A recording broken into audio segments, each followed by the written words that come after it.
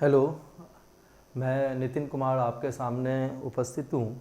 आज current affairs के strategy के बारे में डिस्कस करने के लिए कि किस तरह के न्यूज़पेपर का प्रयोग करना चाहिए, कंपाइलेशन क्या होनी चाहिए, मैगजीन्स के बारे में, वेबसाइट्स के बारे में।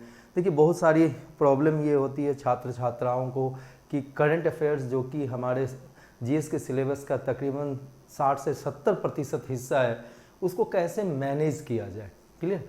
तो आज मैं इसके ऊपर डिस्कशन करने जा रहा हूँ। आज इसके अंदर वो सारी तमाम बातें हम समझेंगे जो कि करंट अफेयर्स के लिए ज़रूरत है हमारी और आपकी, कि कैसे मैगजीन्स के किस सेक्शन से कौन सा हिस्सा निकाला जाए, न्यूज़पेपर के किस हिस्से से कौन सा हिस्सा निकाला जाए, वेबसाइट्स कौन से प्रयोग किए जाएं जहां से आप रिसोर्सेज को निकाल सकते हो।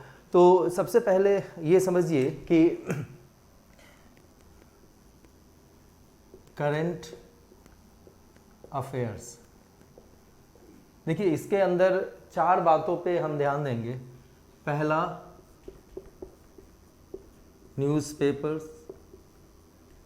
दूसरा, कंपाइलेशन।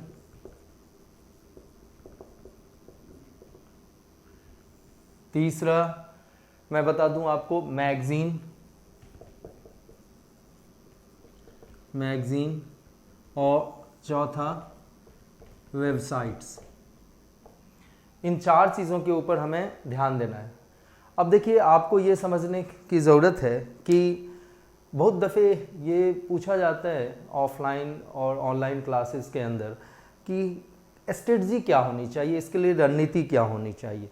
तो सबसे पहले ये समझिए कि स्ट्रेटजी को जनरलाइज नहीं किया जा सकता है। जनरलाइज इसलिए नहीं किया जा सकता है कि आप ये समझिए कि जो बच्चों का जो बैकग्राउंड होता है वो अलग अलग होता है। क्लियर। तो so situations are different for the different aspirants. Clear. कोई कॉलेज गोअर्स है, तो कोई वर्किंग पर्सन है, कोई फुल फ्लेज तैयारी कर रहा है। तो अब आपको ये समझने की ज़रूरत है कि टाइम की अवेलेबिलिटी क्या है, उस टाइम की अवेलेबिलिटी के हिसाब से ही कुछ भी होगा। अब लेकिन इस चीज़ के अंदर आप ये ज़रूर से ध्यान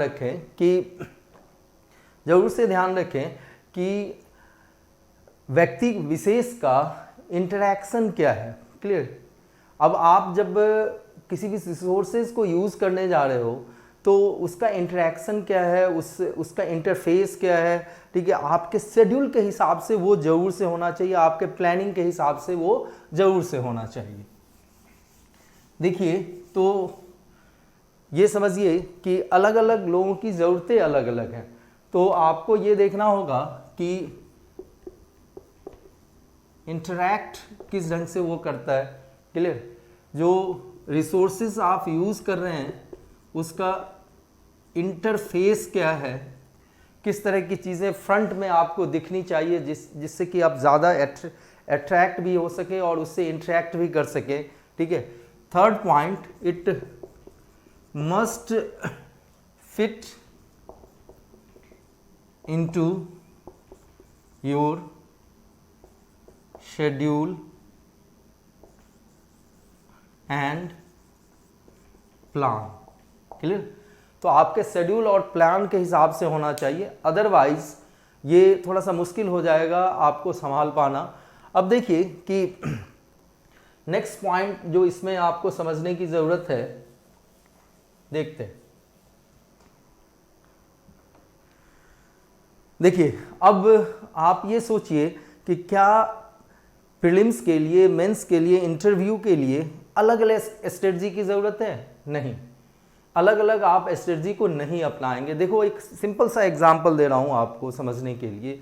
मान लीजिए आप स्टैटिक पोर्शन के अंदर ही हैं, तो क्या भारत का राष्ट्रपति आप प्रीलिम्स के लिए अलग पढ़ोगे, मेंस के लिए अलग पढ़ोगे और इंटरव्यू के लिए अलग पढ़ोगे?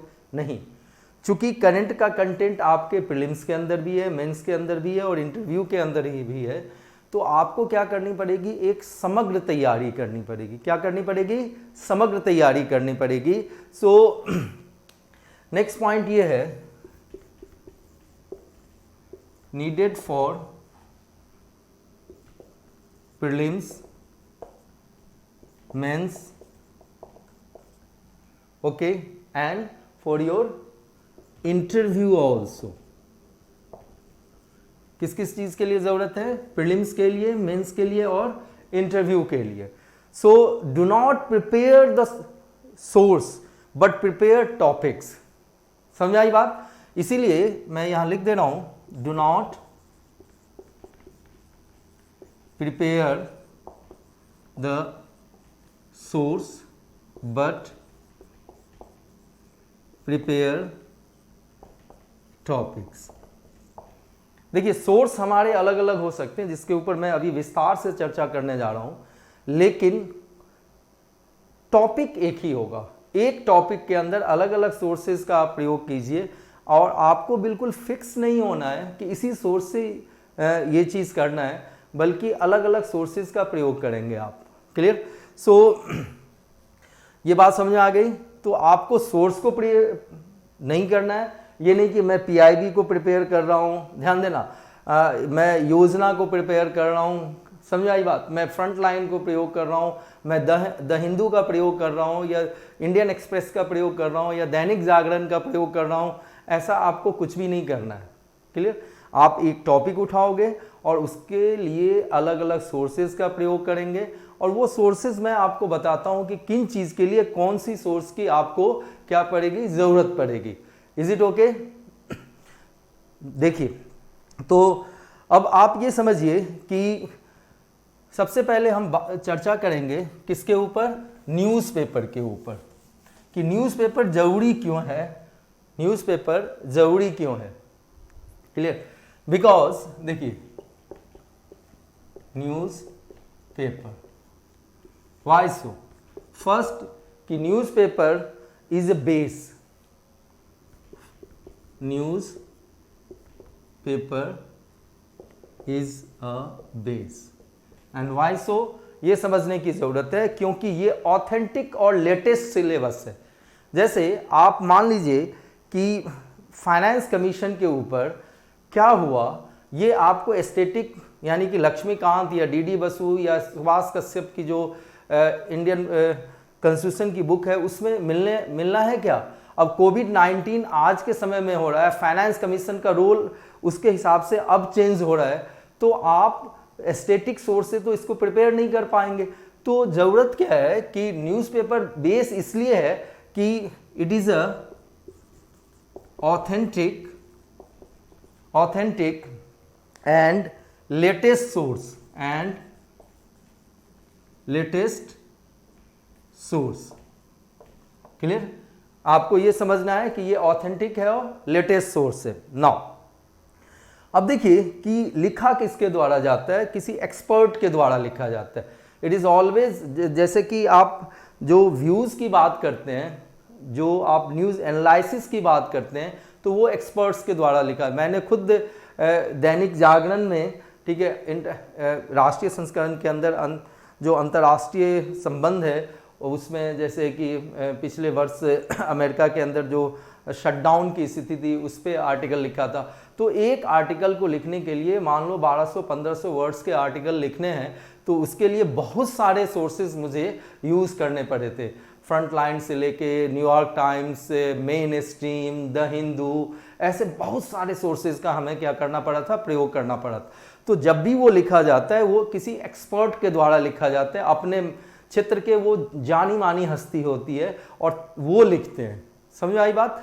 तो इस कारण से कि प्रॉपर आपको मटेरियल इसके अंदर मिलेगा, लेटेस्ट चीजें मिल जाती है। ठीक है? So it is written by, लिखिए, रिटन बाय एक्सपर्ट। किसके द्वारा लिखा जाता है? एक्सपर्ट के द्वारा लिखा जाता है। अब देखो, नेक्स्ट इसमें आपको समझना है कि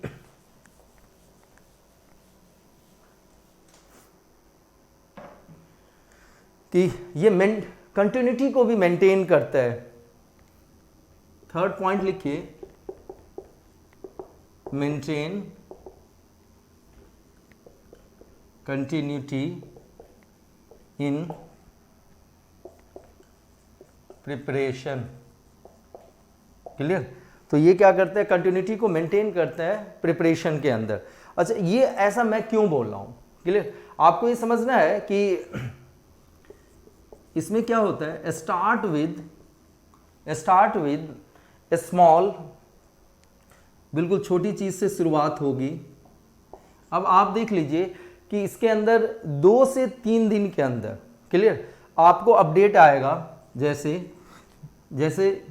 update with in 2 to 3 days, got that. 2 से 3 दिन के अंदर क्या आएगा, अपडेट आएगा। और फिर आप देखोगे with continuity in details, clear. तो चीजें क्या होगी, कंटिन्यूटी में होगी और डिटेल्स में होगी। ये बात आपको समझ में आ गई। अब देखिए कि अब उसके बाद आपको क्या होगा कि इस न्यूज़पेपर के अंदर जब डिटेल्स में चीज़ें होंगी तो देखिए उसके बाद क्या क्या होता है और क्यों आपको न्यूज़पेपर पढ़ना ही चाहिए और आपके एग्जामिनेशन के लिए ये कैसे हेल्पफुल हो सकते हैं। ठीक है, जब आना शुरू होगा हर एक एस्पेक्ट को आप समझोगे। Will understand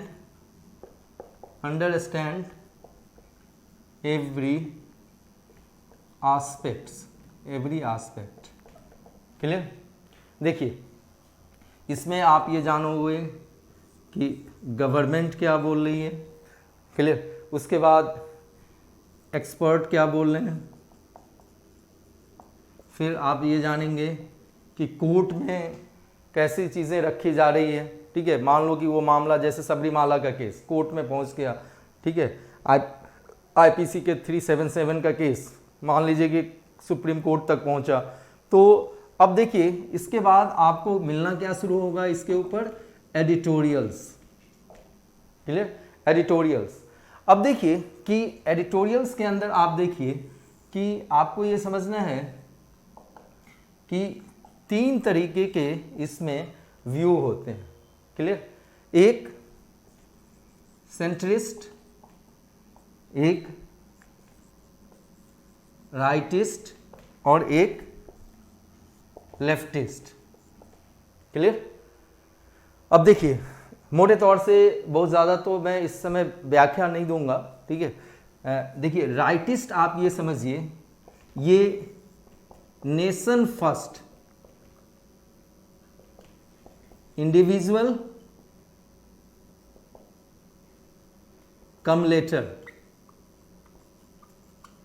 clear.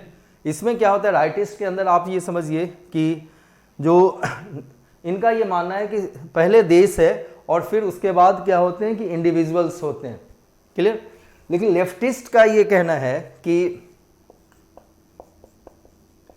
Individual first and then nation, क्योंकि इनका ये मानना है कि यदि इंडिविजुअल्स की स्वतंत्रता बनी रहेगी, ठीक है, उसको लाइवलीहुड मिलता रहेगा, तो फिर नेशन भी प्रॉस्पर करेगा, ये भी क्या करेगा, विकसित होगा, उन्नति करेगा।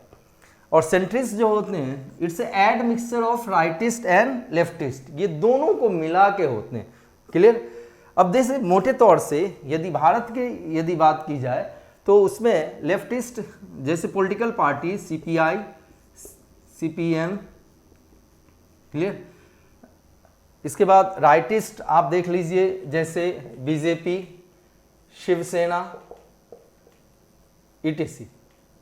और सेंटर की बात कर लीजिए तो कांग्रेस, क्लियर। अब आप थोड़ा सा देखें कि मैं थोड़े से अलग अलग अखबारों की बात कर लूं आपसे। इसमें आप देखिए कि थोड़ा सा राइटिस्ट यदि आप लो तो दैनिक जागरण को ले सकते हो, क्लियर। लेफ्टिस्ट की यदि हम बात करें, ठीक है, तो सेंटर टू लेफ्ट, मैं क्या बोल रहा हूं, सेंटर टू लेफ्ट, इसके अंदर आप आ जाएं तो कौन कौन से हैं, द हिंदू और इंडियन एक्सप्रेस, क्लियर। तो अब मैं सोर्सेस आपको बताऊंगा कि इसके अंदर कौन कौन से आपको आर्टिकल्स पढ़ने हैं। जब आप एक बार इस चीज़ को समझ पाओगे तो आपको एक जरूरी क्या होता है कि मेंस के अंदर पूरे के पूरे बैलेंस व्यू को लिखना होता है। और जब बैलेंस व्यू को लिखना है तो आपको you have to go right from the left to right so that you can cover every aspect of the question. समझ आई बात? मान लीजिए कि आपको क्रिटिकली एग्जामिन करना है तो उसके पॉजिटिव को भी बताना होगा, नेगेटिव को भी बताना होगा। नेगेटिव आप सीधे तौर से नहीं बताएंगे, आप चैलेंजेस करके बताएंगे, क्लियर, चुनौतियों के रूप में बताएंगे। तो once you go through all these 3 newspaper, okay, certainly मैं बताऊंगा कि इन 3 को आप कैसे कवर कर सकते हैं, किन किन का आपको ध्यान रखना है। तो ये तीनों ही आप कवर करेंगे ताकि you will get whole gamut of the news and news analysis there. Got that? Now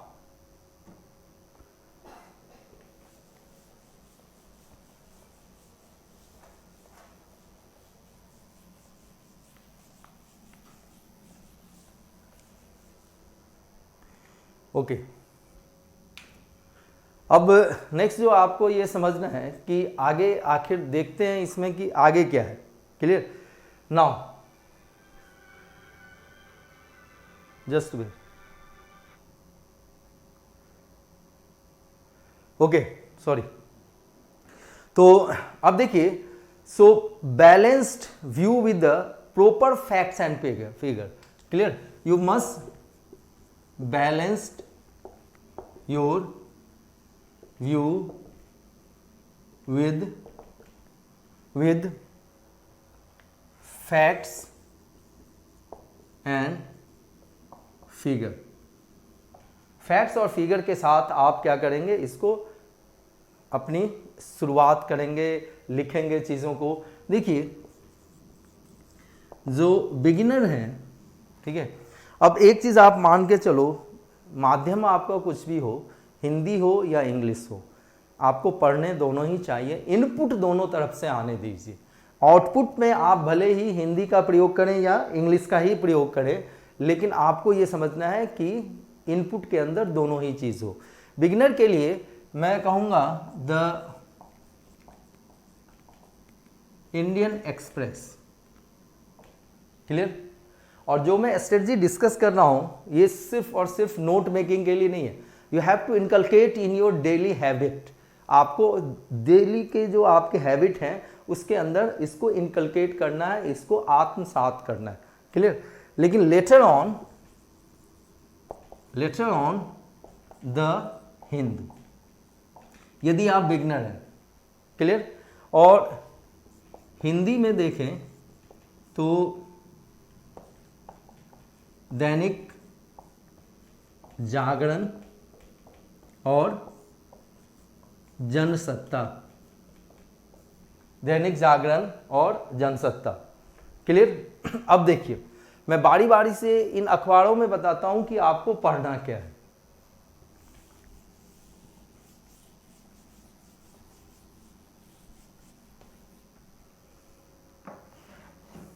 okay, चलिए इंडियन एक्सप्रेस की बात की जाए।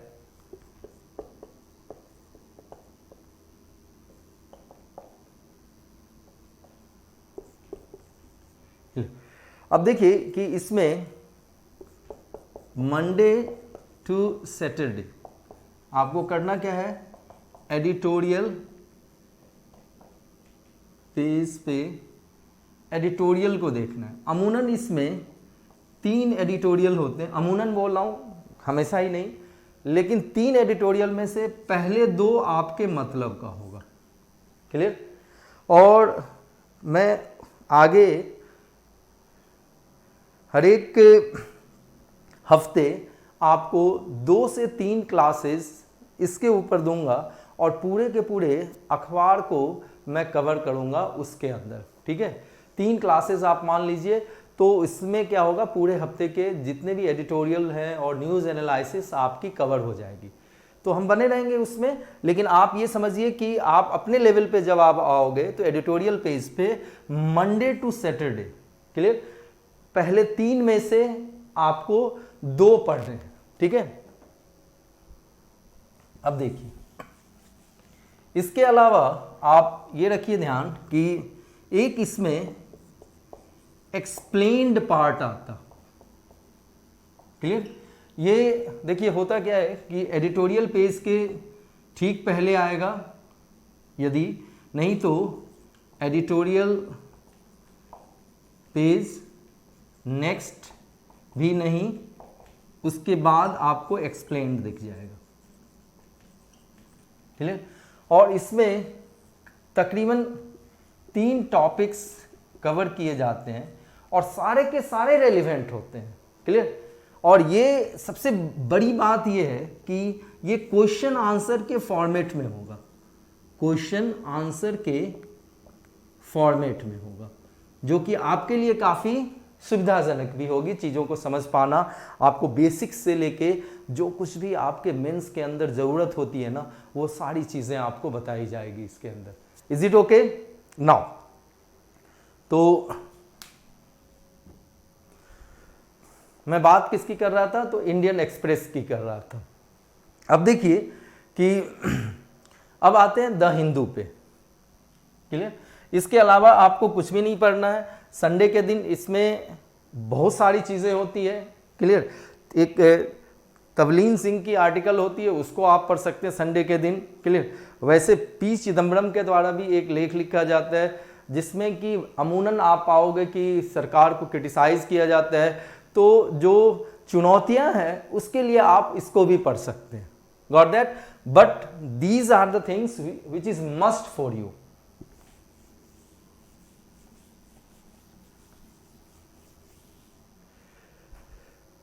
अब देखिए, अब आते हैं द हिंदू में। Okay, you can say it is a treasure trove of information. Clear? अब देखिए द हिंदू,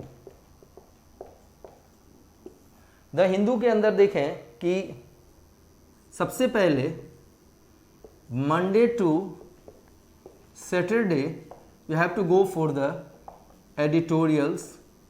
2 एडिटोरियल होते हैं इसमें और दोनों ही आप पढ़ेंगे, दैट इज मस्ट। क्लियर? इसकी खासियत ये है कि यह ना सिर्फ आपकी वोकेबलरी को इनरिच करेगा, आप जो उस सब्जेक्ट एरिया के टर्मिनोलॉजी को, जार्गन्स को समझ पाएंगे, जो कि आपके मेंस आंसर राइटिंग के लिए ज़रूरी है। और आप इकट्ठे यदि ग्लॉसरी को उठाते हो और पढ़ना शुरू करते हो, you will not able to relate that thing with your answer. Okay, even you will not going to remember, आप उसको याद भी नहीं रख पाएंगे। समझना इस चीज़ को।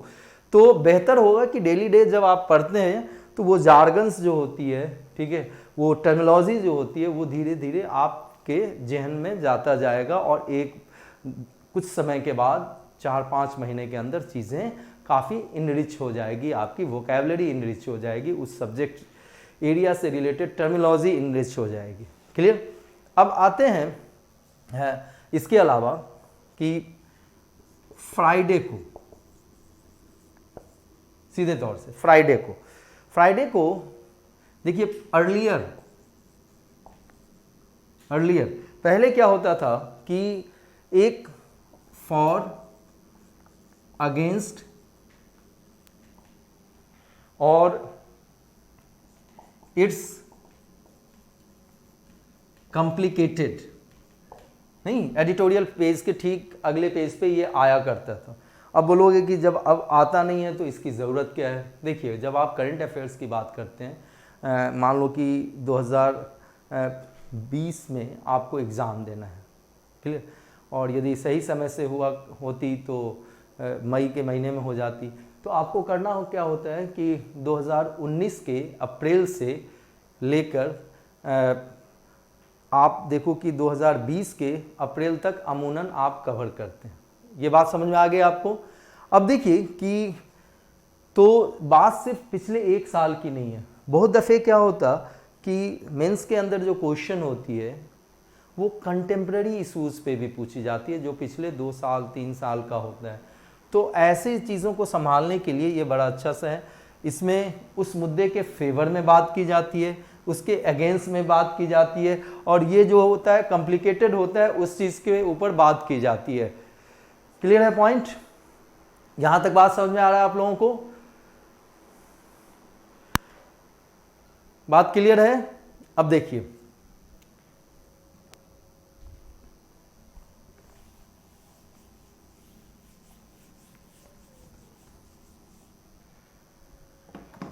लेकिन अब ये नहीं आता। आज के डेट में आता क्या है? nowadays it is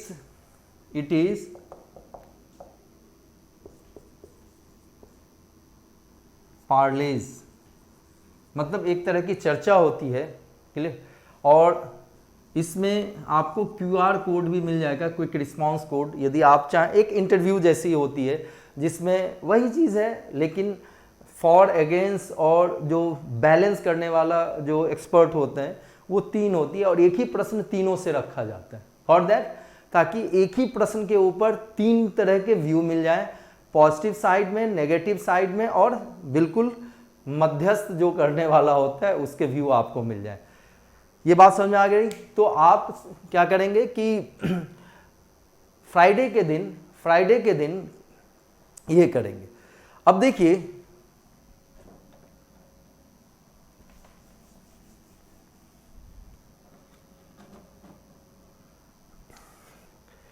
अब आते हैं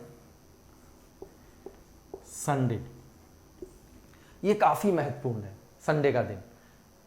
क्यों महत्वपूर्ण है? देखिए, इसलिए कि सबसे पहले द हिंदू के अंदर एक FAQ आता, क्लियर, उसी ढंग से होता जिस ढंग से कि एक्सप्लेन पार्ट इंडियन एक्सप्रेस के अंदर होता।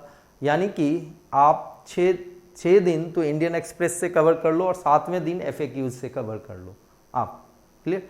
तो फ्रिक्वेंटली आस्क्ड क्वेश्चन, वही क्वेश्चन आंसर के रूप में सारी चीज़ें होती है, करंट चीज़ें होती हैं, बहुत ही कंटेम्प्रेरी चीज़ें रखी जाएंगी, क्लियर। यहाँ तक बात समझ में आ गई?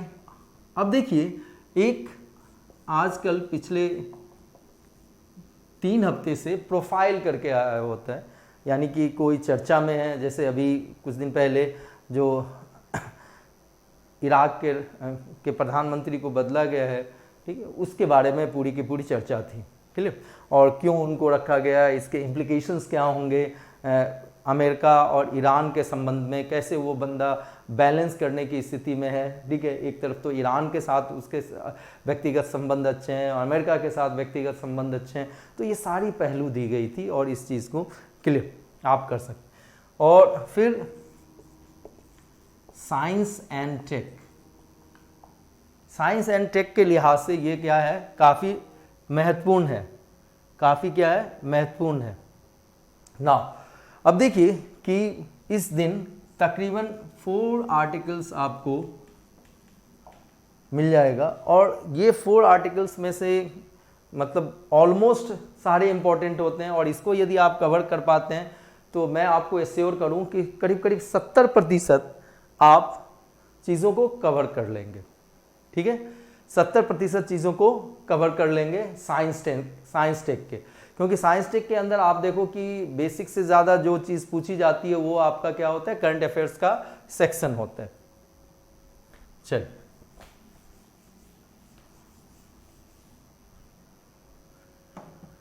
अब देखिए बात दैनिक जागरण की जाए। किसकी की जाए? दैनिक जागरण की जाए। तो इसमें आप ये समझिए कि प्रत्येक दिन आप क्या करेंगे, प्रत्येक दिन संपादकीय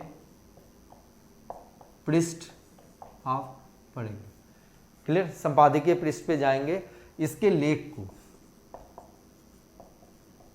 को पढ़ेंगे। फिर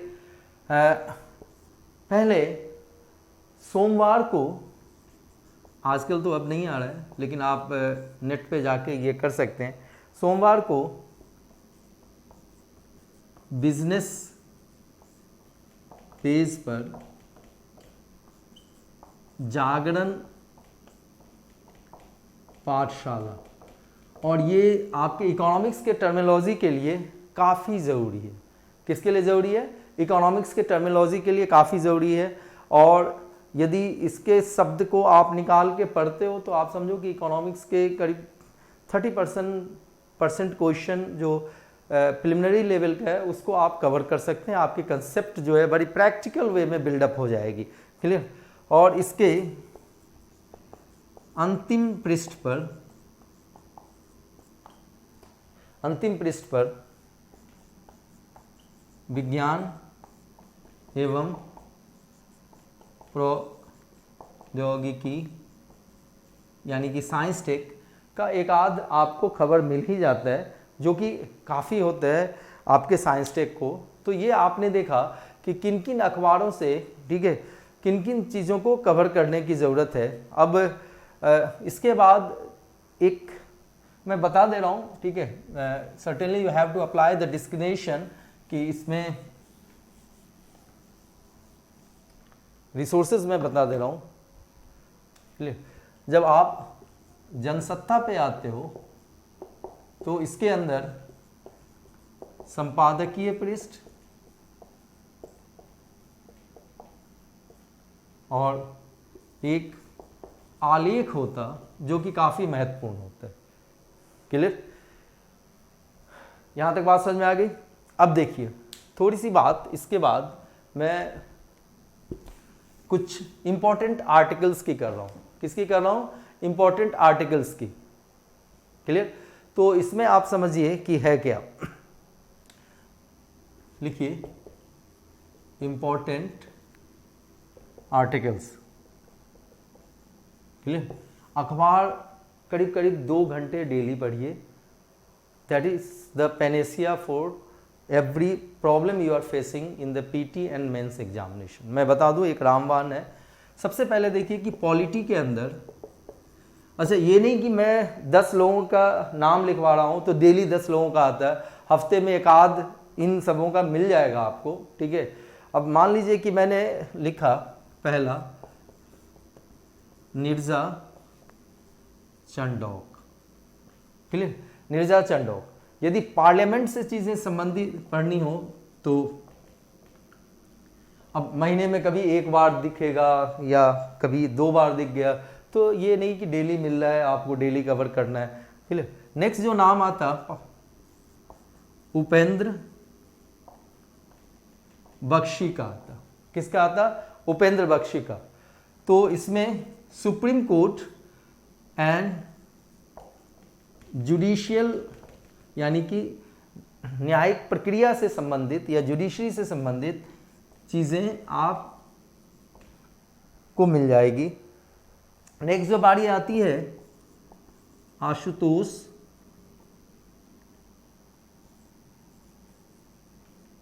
वार्ष्णेय की। आशुतोष वार्ष्णेय की बात की जाए तो Indian secularism and social structure के ऊपर, Indian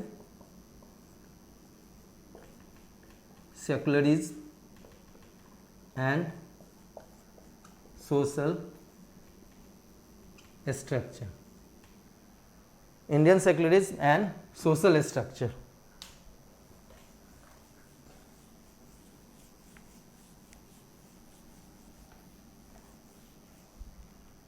okay, next Faizan Mustafa. Faizan Mustafa constitutional issues के ऊपर, कॉन्स्टिट्यूशनल इश्यूज के ऊपर। क्लियर? जो भी संवैधानिक मुद्दे हैं जैसे कि सीएए के ऊपर, नहीं, सिटीजनशिप अमेंडमेंट एक्ट जो आई थी। अब देखिए, अब इन्होंने क्या किया कि ना सिर्फ सिटीजनशिप अमेंडमेंट एक्ट के बारे में बताया, ठीक है, इसके अलावा ये भी बताया कि how we can relate CAA with the constitution of Bangladesh, constitution of Pakistan, constitution of Afghanistan. वहाँ का कॉन्स्टिट्यूशन क्या कह रहा है और सीएए से कैसे उसको रिलेट कर सकते हैं। मान लो कि आप इन चीज़ों को पढ़ते हैं ना, तो आप अपने आंसर के अंदर वो डेप्थ दे पाएंगे, वो चीज़ें रख पाएंगे जो कि रिक्वायरमेंट होती है। क्लियर? अब देखिए